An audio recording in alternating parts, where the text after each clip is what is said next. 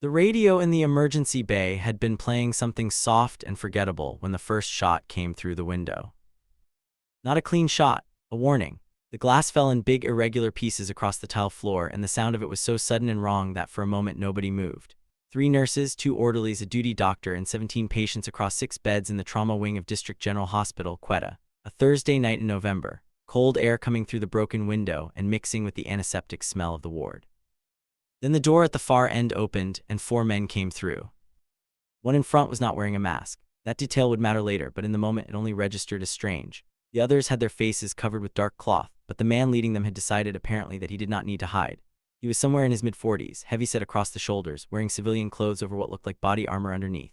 He held a short carbine loosely across his chest, the way a man holds a tool he has used many times before. He stopped just inside the door and looked at the room the way you look at a map, methodically, left to right. His eyes stopped on Nurse Zara Siddiqui. Not because she was the most visible person in the room. She was standing to one side of a patient bed, her back partially turned, checking a saline drip.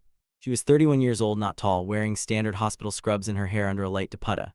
She looked like exactly what she appeared to be, a night shift nurse in a public hospital, tired after 6 hours on her feet, occupied with the ordinary work of keeping a sick person alive. The man's eyes moved on. That was his first mistake, though he would not understand it for another 4 hours. Before any of us continue here, I want to say something to you directly. If you have found this channel and this story, and if you stay until the end, you will understand why I believe this is one of the most important stories we have told. Stories about people whose courage was hidden on purpose, by training, by duty, by choice. Please subscribe if you haven't yet, and tell us in the comments where in the world you are watching from tonight. We have listeners from Karachi to Kabul, from London to Lagos. Knowing you are there matters to us. Now let us go back inside that hospital, because in the next 4 hours, everything that mattered was going to happen in a space smaller than most people's apartments.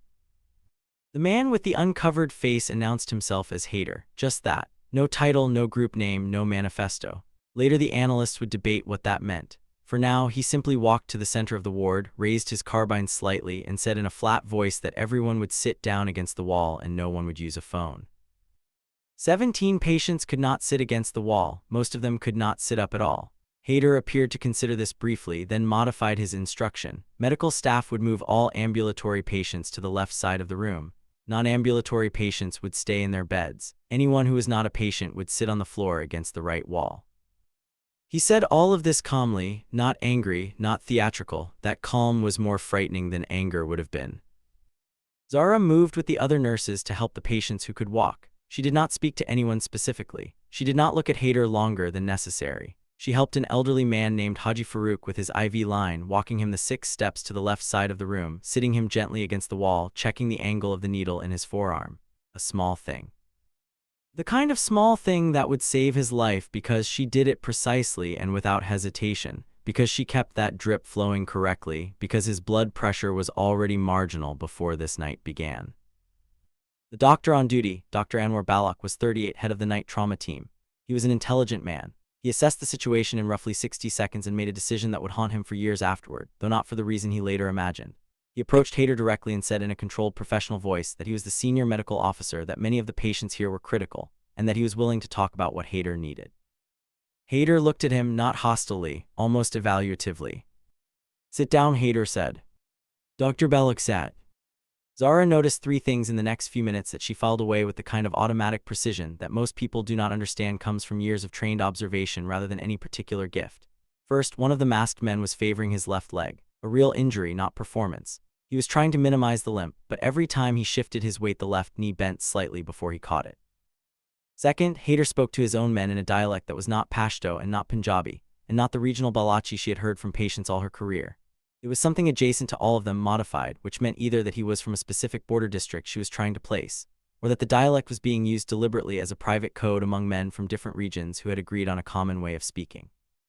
Third, the one standing closest to the door had not taken his hand off the door frame since they entered. He was afraid of the room. He wanted an exit behind him at all times. She sorted these observations into the part of her mind that was calm and said nothing to anyone. The hostage situation, as it would be formally categorized in 16 different reports over the following 18 months, had begun at 22:17 hours. What the reports would struggle to capture, and what Zara would only partially describe in her own account, was the texture of those first 20 minutes. the quality of the silence that descended after Hayter's men secured the doors. The sound of a patient at the far end crying softly, not from fear, just from whatever pain had brought her here before any of this started, pain that had no interest in the night's new politics. The smell of the open window where the cold November air kept coming through. The way the fluorescent light in the trauma wing buzzed with its usual small indifference to human drama. Hayter sat down on a chair he pulled from the nurse's station. He pulled out a phone, looked at it, and made one call. The call lasted 40 seconds. He did not speak in the border dialect during the call. He spoke in Urdu and he said only that they were inside and that it was clean. Then he put the phone away. Outside the hospital, Zara did not know this yet. The situation had already been called up the chain. A police unit was establishing a perimeter. The Rangers were being contacted. The SSG, Pakistan's Special Services Group, had been notified and a QRF, a quick reaction force, was on standby 40 minutes away. In the command post that would be established in the parking garage across the street, a negotiator named Captain Imran Beg was being roused from his quarters and given a one-paragraph brief while he pulled on his uniform. Captain Beg was a good negotiator. He had trained at a serious level. He knew the protocols. He understood what the first hour was for, what the second hour was for, what leverage looked like and what it didn't. He would be outside for the next 4 hours doing everything right. He would also never quite understand what was happening inside. Zara understood it 30 minutes in when Hayter finally explained his actual demand. He did not want money. He did not want transportation to an airport. He did not want political prisoners released, at least not primarily. He wanted one specific person, a patient. A man named Colonel Tariq Masood, who had been admitted 3 days earlier after a cardiac event, who was currently in the ICU 2 floors above the trauma wing, who had been, according to what Zara had read on his chart when she helped admit him, a senior officer in military intelligence with 31 years of service. This was not a random hostage situation. This was a targeted extraction attempt disguised as a hostage situation, and the disguise was the hospital itself, the presence of civilian patients, the necessity of restraint from every party outside. Hayter had chosen this location not because it was convenient. He had chosen it because it was a trap for the response. You could not send a strike team into a hospital. You could not cut power without endangering patients on machines. You could not flood the building with gas. You could not risk a firefight with 17 sick civilians in the room. He was right about all of that. He was wrong about Zara. She had been a nurse in this hospital for 4 years. Before that, she had been a nurse in 2 other facilities. Before that, she had spent 32 months in what her official file would describe only as specialized medical training with a joint military unit operating in areas that her file did not name. During that time, she had been taught a range of skills that were not part of any standard nursing curriculum, not because anyone expected her to use them in an emergency room, but because the work she was doing then existed in places where the emergency room was a field position and the triage protocol was written in whatever time you had before the next problem arrived. She had left that unit at her own request. The reason she gave was that she wanted to return to civilian medical work. The reason she did not give was that she had made a decision, in the aftermath of something that happened in a specific valley in the Northern Territories, that she was not willing to discuss now and would not discuss for many years, that she needed to find a way to use her medical training for something other than what it was currently being used for. This was not cowardice. It was a distinction she had made very carefully, and the people above her had accepted it, partly because they had no real choice and partly because they knew, correctly, that forcing that kind of decision produces worse outcomes than accepting it. She carried every day a medical bag that was ordinary in every respect. Trauma shears, stethoscope, pen torch, gloves, the usual. Inside the lining of the bag, in a compartment that she had added herself, she carried 3 additional things that were not standard nurses' equipment. This was against hospital policy. She had never been inspected. She did not believe in fate or magic, but she had, in the past 4 years, asked herself on approximately 3 separate occasions whether she should stop carrying those 3 things, and each time she had decided not to. Tonight was the answer to that question. The first hour passed in a particular kind of tension that people who have not experienced it sometimes imagine as dramatic, but is in reality exhaustingly ordinary. People sat on the floor. A patient asked to use the bathroom. One of the masked men, not Hayter, became briefly angry about something small and had to be settled by Hayter with a sharp word. Zara asked if she could check on the non-ambulatory patients, and after a pause Hayter told her she could, with one of his men walking behind her. She moved through the ward checking lines, checking monitors, adjusting blankets. She did all of this correctly and carefully because the patients needed it done correctly and carefully. The man walking behind her was the one with the doorframe habit, the one who was afraid. His name, she would later learn, was Rafik, and he was 23 years old, and he had been recruited in circumstances that the intelligence report would spend 11 pages trying to untangle. Walking behind her, he kept exactly 2 meters of distance, exactly the gap a person keeps when they want to be close enough to act but far enough that what they are doing does not feel real. At the bed of Haji Farouk, the elderly man she had moved at the start, she paused longer than at the other beds.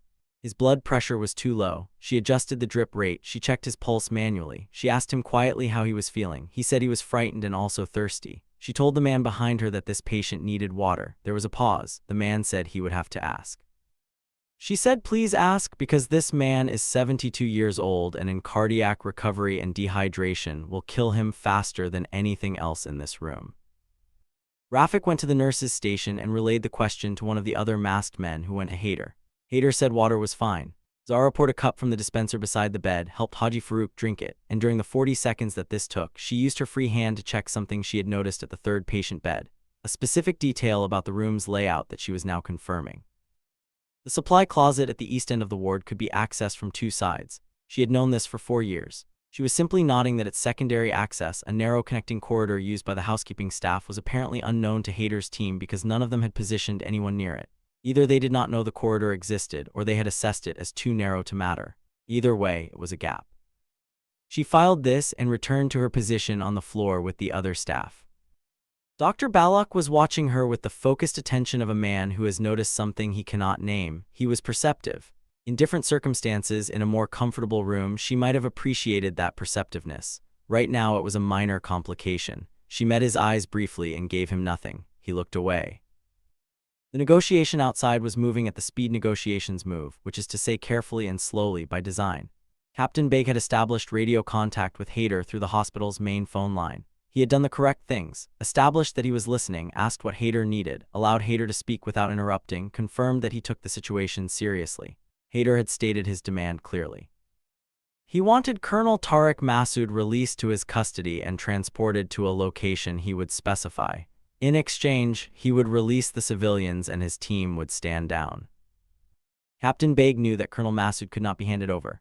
He also knew that saying so directly in the first conversation would close the negotiation before it began. So he did what negotiators do. He acknowledged the demand, said he was relaying it to his superiors, asked for time, and began the process of extending the clock.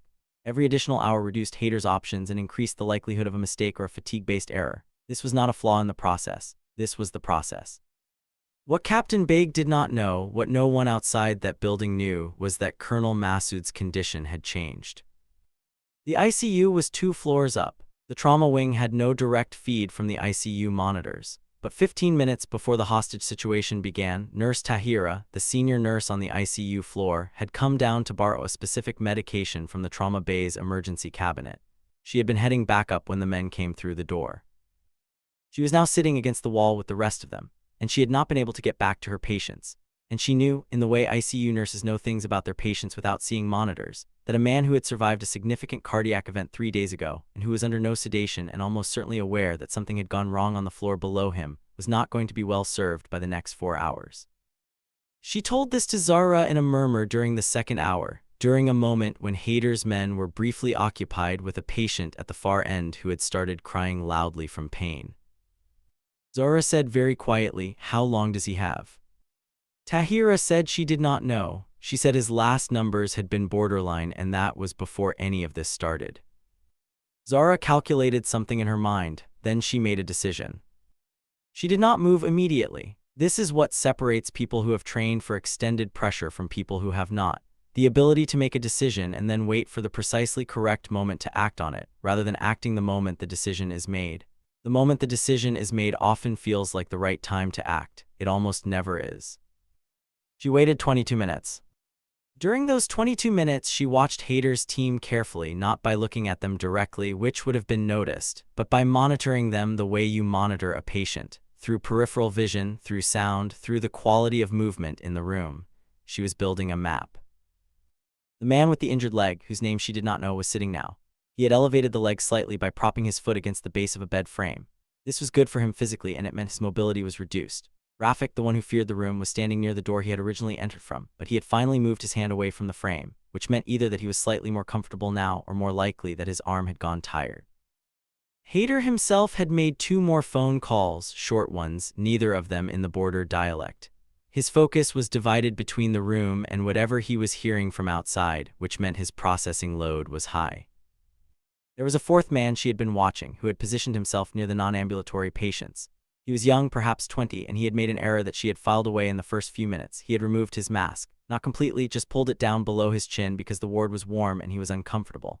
Hader had not corrected him. This told her something about Hader's management of his own team that was useful. At the 2-hour mark, a patient at the far end went into respiratory distress. Real distress, not performance. The sound of it was unmistakable. Zara was on her feet before she consciously decided to stand, which is the reflex of every emergency nurse at every moment in every room. The body moves before the thought completes. Hader raised his carbine.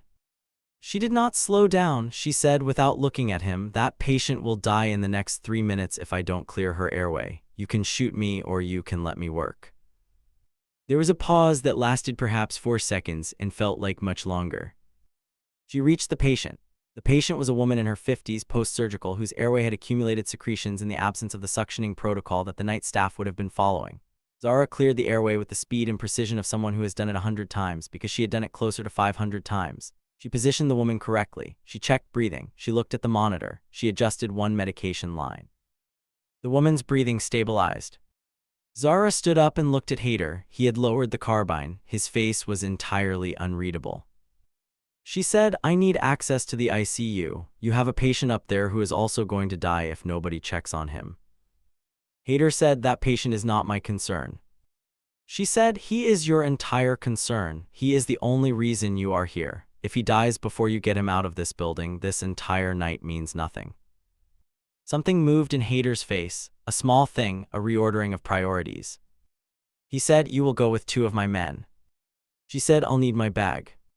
This is the moment, not a dramatic moment, not a loud moment. A nurse asking for her bag because she needs her equipment. A reasonable request, the kind of request that happens 100 times a night in hospitals everywhere and is processed without any particular weight. Hader told Rafik to let her take the bag. Rafik checked it quickly, found the standard equipment, found nothing unusual, handed it back. She had counted on 2 things, that he would not know what he was looking for, and that the compartment she had added was made specifically to pass a casual check. She went to the stairwell with 2 men, not Rafik and not the injured one. Hader had kept those 2 in the ward. The men with her now were the young one with his mask down and another she had assessed as the most professionally composed of the 4, which in this context meant the most dangerous if she misjudged anything. The stairwell was cold, 2 flights up. The ICU doors were closed in the way ICU doors always close, sealing the quiet. Inside, Colonel Tariq Massoud was indeed in distress. Not acute collapse, but the kind of sustained marginal deterioration that becomes acute without warning. He was 73 years old, not that she knew that yet, and his face when she came in was the face of a man who had spent 31 years in one of the more demanding professions in the country, and who was now lying in a hospital bed listening to distant sounds that he had spent most of his career analyzing and knew very well. He looked at her, he looked at the 2 men with her, he said nothing. She introduced herself and told him she was going to check his vitals. She did this with full clinical correctness because he actually needed it, and because clinical correctness was cover, and because clinical correctness was also simply the right thing, always, regardless of the other layers. His blood pressure was poor. His heart rate was irregular. He was stressed, which was unavoidable and also dangerous. She adjusted his medication through the IV line in a way that was entirely legitimate and also in the specific sequence and dosage, something she had been calculating for 40 minutes. Not to harm him, precisely the opposite, to stabilize him in a way that would last for approximately 3 hours and make him transportable without acute risk. She was, in effect, buying time and creating an option simultaneously. While she worked, she was also doing something else. The young man with his mask down had drifted to the window, which looked out over the hospital forecourt where the police vehicles were visible, and where, if you knew what to look for, the specific patterns of a tactical perimeter were clearly readable. He was looking out with the specific fascination of a young person who is seeing something they have thought about abstractly suddenly made real. His attention was on the window. The other man was watching her. This was the harder problem. She was not going to win a physical confrontation with a man holding an assault rifle at 4 meters. She was not going to try. What she was going to do was something that took significantly more precision and significantly more nerve. which was to do what she was already doing so well, so completely, so without apparent secondary agenda, that the man watching her would eventually allow his attention to distribute between her and the rest of the room. And in the moment when his attention distributed, she would do the specific thing she had been preparing to do. This took 11 minutes. He was not a bad guard. He was simply human, and the human nervous system cannot maintain peak alert across 11 minutes of a medical professional performing a clinical procedure on an elderly patient with no apparent threat in the room. His attention moved to the window twice briefly, and the second time she did what she needed to do with her right hand while her left hand continued the legitimate medical check with complete continuity of motion. She had placed something that was not a medication and was not a weapon and was not a phone. What it was, she would not describe in full detail in any account because some of her training insisted, even years later, that you do not describe the specific tools. What it did was create a signal, a very small signal on a very specific frequency, the kind of frequency that certain receivers carried by certain teams were configured to monitor. She was not certain anyone was monitoring, that was the honest truth of it. She had done this on the calculation that if there was a special operations element in the perimeter outside, which there should be if the situation had been correctly assessed, there was a reasonable chance the signal would be received and understood. If there was no one monitoring, she had lost nothing except the option. She completed Colonel Massoud's assessment. She told him quietly that he needed to stay calm and that his situation was being managed. He looked at her in a way that suggested he understood this to mean more than the clinical statement. He was a man who had spent 31 years reading subtext. He said in a voice that was steady in a way that must have cost him something, "Do what you need to do, nurse." She went back down with the two men. Haider asked for her assessment of Massoud's condition. She said he was stable for now, but that his medication schedule was critical and that she would need to go back up in 2 hours. Haider accepted this. She sat down against the wall again. Dr. Balak was watching her. She looked at him and this time let him read a small amount of what she needed him to read. Stay calm, stay still, be ready. He was a good enough reader that he nodded once, very slightly, and looked away. Outside, Captain Beg was in his third negotiating cycle with Haider. The conversation had been productive in the sense that Haider was still talking, which was itself a form of progress. But something had changed in the last few minutes. The SSG Rapid Reaction Team, call sign Cobra 1, had been updated on the situation and had repositioned from their standby point.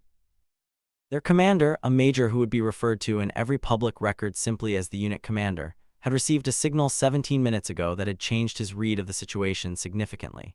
He had not told Captain Beg what he received or what it meant, partly because the chain of command on these things was specific, and partly because he was not certain yet what it was going to require. What the signal told him was that there was someone inside who knew what they were doing, and who was asking without asking for a specific option.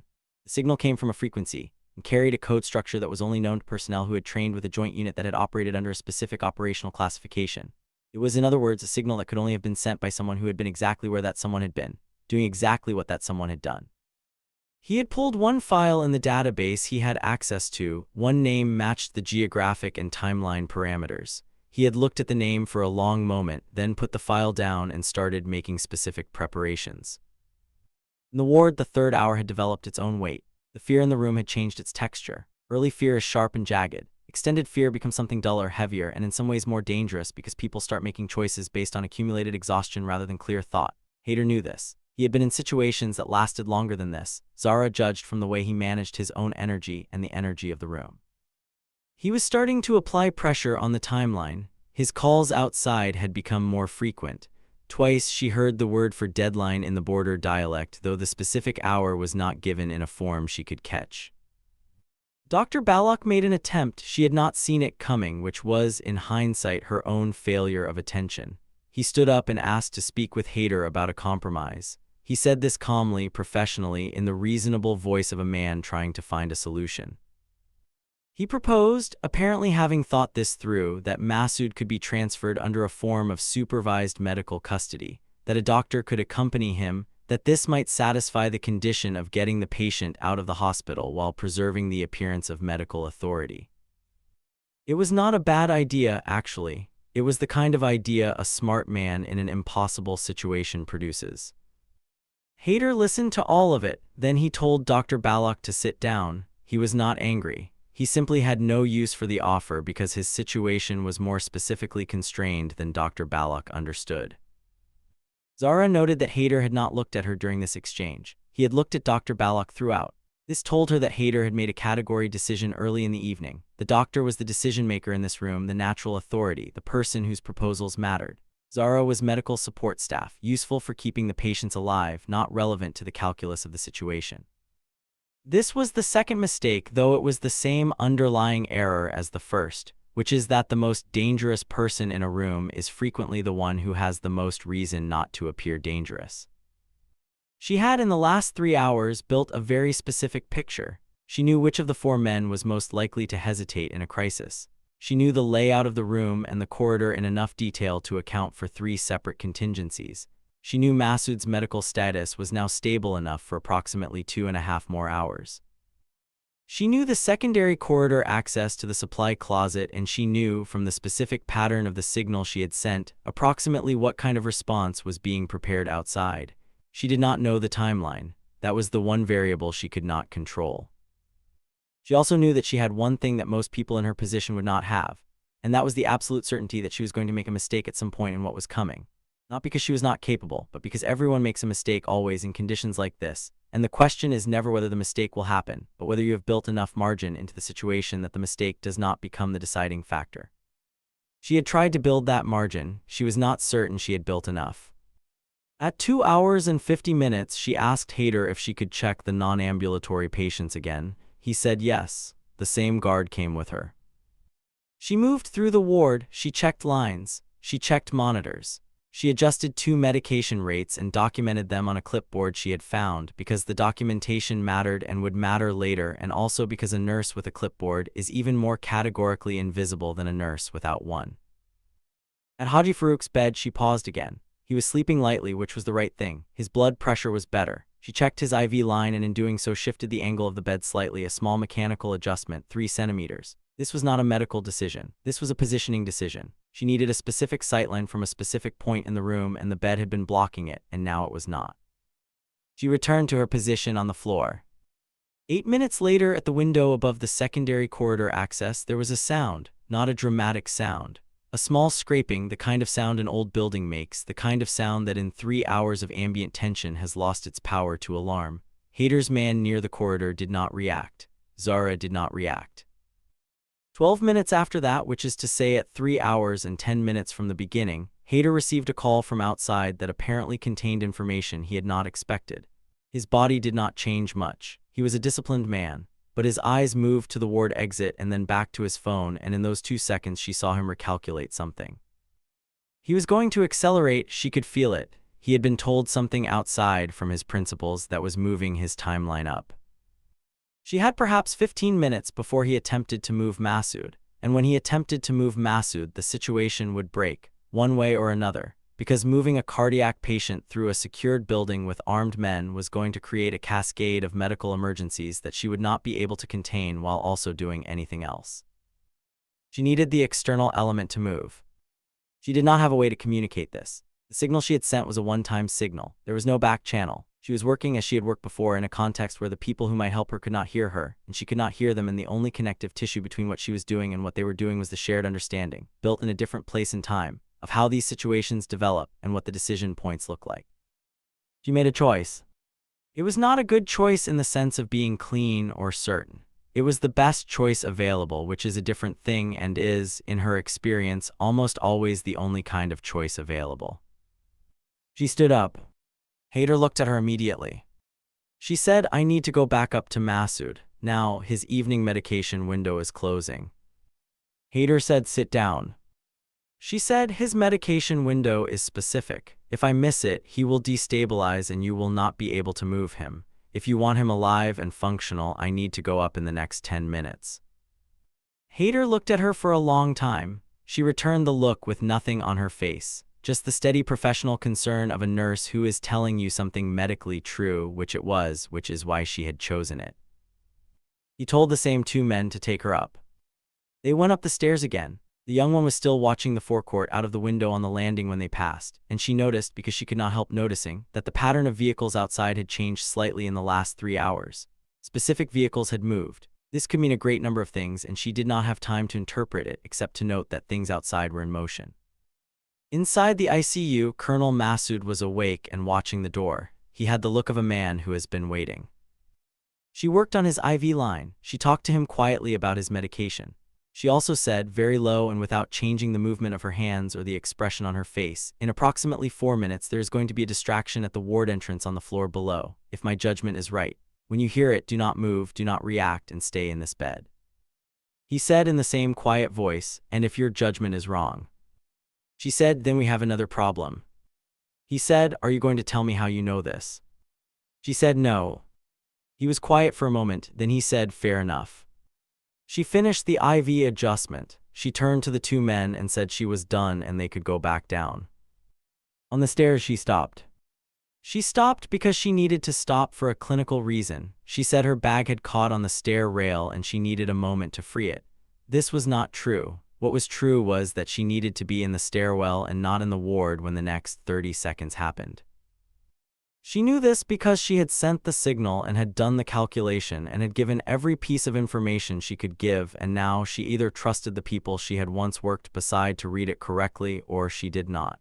And she had, in the end, decided that she did. The sound from below was not dramatic. It was a sharp crack and then a rush of cold air and then a voice on a loudspeaker saying in a controlled, flat tone that the building was now surrounded and that anyone who placed their weapon on the floor would receive safe handling. Not a threat, not a shout.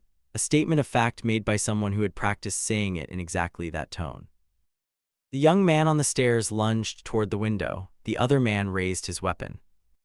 What happened in the next 14 seconds she has described in clinical terms only in all subsequent accounts as the use of a physical intervention technique designed to create temporary incapacitation without permanent injury. This is accurate. It is also a very clean way to describe something that was not clean at all, that required the application of precisely calibrated force against a specific anatomical point in a specific manner, that she had practiced so many times in a different life that her body did the thing while her conscious mind was already moving to the next step. She was on the floor of the stairwell and both men were not able to stop her, and she was moving before either of them had fully processed what had happened. The ward below was the sound of a situation resolving, not cleanly, not dramatically. The sound of a situation resolving is not like the sound of situations resolving in films. It is loud and immediate, and then it is very quiet, and the quiet is heavier than the noise. Hayter was taken in the ward. He was not shot. He was, according to the formal report, restrained by the rapid entry team after he placed his weapon on the floor. The injured man was restrained beside him. Rafik, the one who feared rooms, ran and made it approximately 11 steps toward the fire exit before he was stopped. It was over. In the space after these things, there is always a specific quality of time. It is not relief, exactly. It is something more like the return of gravity, the sense of weight coming back to everything that had briefly become weightless in its own specific way. She went back down to the ward. She checked every patient. She did this in order, systematically, with her clipboard and her bag, because the patients had been through a specific kind of stress, and specific kinds of stress have specific medical consequences, and she was a nurse, and this was her ward, and this was what came next. Haji Farouk was awake. He looked at her. He said, "Is it finished?" She said, "Yes." He said, "Were you frightened?" She considered this for a moment in the honest way she considered things. She said, "Yes."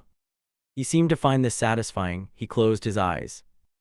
Dr. Balak found her at the end of the ward. He looked like a man who was reassembling himself from several directions at once. He said, "The signal, the stairwell, the IV adjustment. You didn't just..." He stopped. He tried again.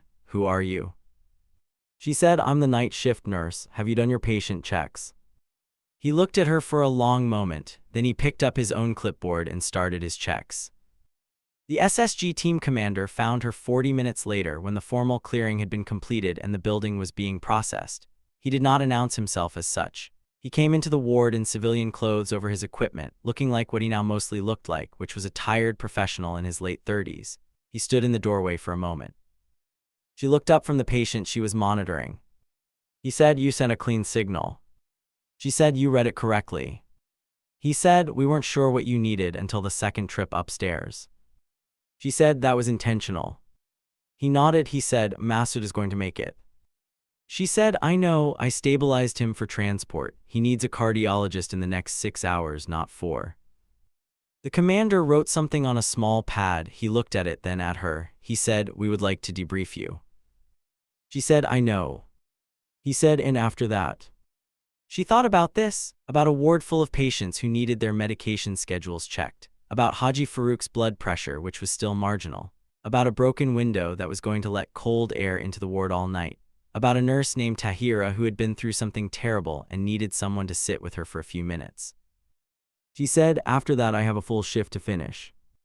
The commander almost said something, then he did not say it. He put the pad away. He left the way he had come. She turned back to her patient and made a small adjustment to the IV line that improved the flow rate by a marginal but meaningful amount. And then she checked the chart, and then she moved to the next bed, because there was a next bed and a next patient, and the night was still several hours from morning. In the weeks that followed, 17 reports were written about what happened in District General Hospital in Quetta on that November Thursday. 14 of those reports would include a version of the phrase medical personnel who demonstrated exceptional situational awareness. 2 of them would go further and note that the specific expertise demonstrated by the nursing staff had directly contributed to the resolution outcome. One of them, the internal SSG assessment, would be classified in its specific details, but would note in its opening paragraph that the effectiveness of the external intervention was materially dependent on information management by a person inside the building whose capability exceeded their apparent role. None of them used her name in any version that became available. She did not particularly want them to. What she wanted in the weeks that followed was something much more modest and also much harder to articulate. For the work she had done that night, both the visible work and the invisible work, to have been enough. For Haji Farouk to go home to his family, which he did. For Colonel Massoud to survive, which he did, though the recovery took longer than anyone hoped. For Nurse Tahira to come back to the ICU floor after 2 weeks of leave, which she did, and to find it possible to keep working, which she also did. For the night shift to be, eventually, ordinary again. There is something that stays with you after an event like this that is not trauma, exactly though it borrows some of trauma's vocabulary. It is the knowledge that what you did was necessary, and that it cost something, and that the cost is not subtracted from the necessity but exists alongside it permanently, and that you will carry both things forward without being able to separate them. Every person who has worked in the places she had worked knew some version of this. It does not go away. You learn, if you are fortunate, to let it be part of the weight you carry rather than a weight that carries you. She had been fortunate, she knew this. She also knew that fortune is not the right word, that the correct word is something more like preparation and choice and the accumulation of decisions made in specific hard moments over many years. The preparation does not eliminate the fear, and the preparation does not guarantee the outcome. What it does is give you something to stand on when the floor disappears. She had stood on it, the floor had not disappeared. The hospital fixed the broken window in the emergency bay on the following morning. She watched them do it from the nurse's station, drinking a cup of tea that had gone cold while she stood there, and she thought about a number of things, and then she finished the tea, put the cup in the sink, and went to check her patients. Because this is who special operations medics become when they step back into the world. Not superheroes, not secret agents, not the simplified version that makes a story easier to tell. They become people who do their job with an extra layer of precision that most people around them cannot explain and do not need to. They become the person in the room who has already thought through what happens if everything goes wrong, who has already made peace with the cost of that thinking, who keeps showing up to the ordinary work because the ordinary work is also the important work. Haider and his team were processed by the relevant authorities. The intelligence that came from the debriefs would fill its own set of classified folders. Haider himself, it emerged, had served in a military capacity in a previous life, which explained a great deal about the professionalism of the operation and also about its specific gaps. He had not miscalculated the external response. He had not miscalculated the building. He had miscalculated one nurse on the night shift, and in the business he had been in, miscalculating one person is the same as miscalculating everything. Dr. Balak wrote her a short note. He left it at the nurse's station. It said only, "I have been a doctor for 12 years and I thought I understood what it meant to be calm under pressure. I am revising this understanding. Thank you." She read it once, folded it, and kept it in her bag alongside the other things she always carried. Rafik, the young man who had been afraid of rooms, would eventually give a full cooperative statement to the investigators. He was 23 and had been recruited in a way that the investigators would spend considerable time understanding. He was not, in the judgment of the people who examined these things, someone who had chosen this path in the full understanding of where it led. Whether this mattered and in what way it mattered was a question that the legal process would work through at its own pace in its own time. He was the kind of person that situations like this always produce. Someone who arrived at a specific terrible night through a series of smaller decisions, none of which felt, at the time, as large as the thing they combined to create. She thought about him sometimes, not with particular resolution, just with the awareness that the room on that night had contained more than one kind of trapped person. This is the part of the story that the simpler version of it leaves out. The part where no one is simply a villain and the costs are distributed in ways that don't sort cleanly into deserved and undeserved. Hader had made choices that she would not defend, and that had endangered everyone in that building. He was also clearly a man of some capability who had ended up in a place where that capability was being used for something specific and destructive, and the path from capable person to that specific night was long and not entirely his alone. None of this excused him. All of it complicated the satisfaction of the ending. She did not spend too much time on this. She had patience. Colonel Massoud requested to see her before he was transferred out of the hospital, 10 days after the incident. She came to his room on her lunch break. He was sitting up in bed, looking better than he had any right to look given everything. He had the specific quality of attention that very senior intelligence officers develop, which is the ability to look at a person as if they are the only thing in the room worth thinking about. He said, "I understand I owe you a significant debt." She said, "You owe yourself a significant debt. Your own health nearly killed you before anyone else had the chance." He smiled. "Fair, may I ask you something?" She said, "Yes." He said, "Why did you leave the unit?" She had not expected this. It was a longer answer than she wanted to give in a hospital room on a lunch break. She thought about it for a moment. She said, "Because I wanted to save people more than I wanted to stop people, and I found a job where I could do that every day." He was quiet for a moment. He said, "I think that is the most honest thing anyone has said to me in 30 years of intelligence work." She said, "You should rest." He said, "I know." He paused. "Thank you." She nodded once and went back to her shift. The night shift at District General Hospital runs from 2200 to 6 in the morning. During those 8 hours, across 6 wards and 2 ICU bays and 1 trauma bay and 1 pediatric annex, approximately 400 decisions are made by nurses who are tired and precise, and who have built through years of practice the ability to see what matters and move toward it without waiting for permission. These decisions are mostly invisible. They happen in the small hours, in the specific language of vital signs and medication schedules, and the sound of a patient's breathing in a darkened room. They keep people alive who do not know they were in danger. They prevent failures that nobody will record because they were prevented. This is the work. It is not glamorous in the way that military action is sometimes presented as glamorous. It is demanding in a way that is harder to dramatize and therefore easier to overlook. The people who do it carry it home in their muscles and their attention and the specific way they look at other people, always assessing, always nodding, always filing away the details that might matter later. She was, in the simplest possible description, very good at this work. She had been good at the other work too. She had decided, in a valley that she did not speak about, that she wanted to bring her capability to something that built rather than something that stopped, and this distinction had seemed enormous to her at 27 and still seemed important to her at 31. Some of the people she had worked with in that other context did not entirely understand this distinction. Some of them did. The commander who came to the ward that night, who had read her signal and moved his team into position at exactly the right moment, had understood it from the beginning.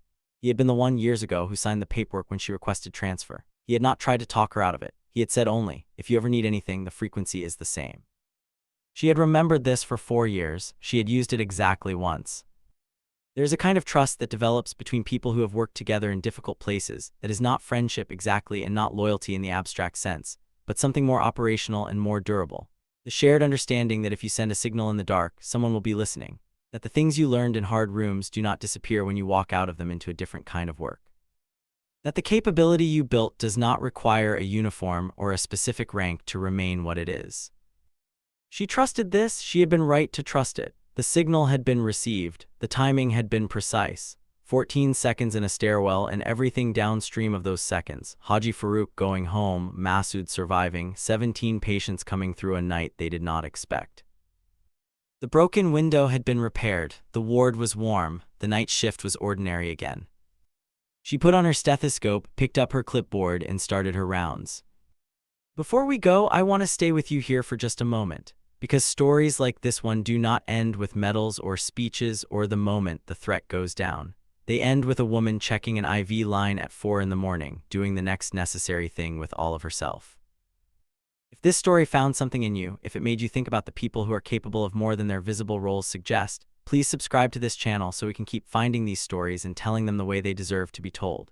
Leave a comment below and tell us what stayed with you, and tell us where in the world you are watching from tonight. We read every single one, and we will see you in the next story.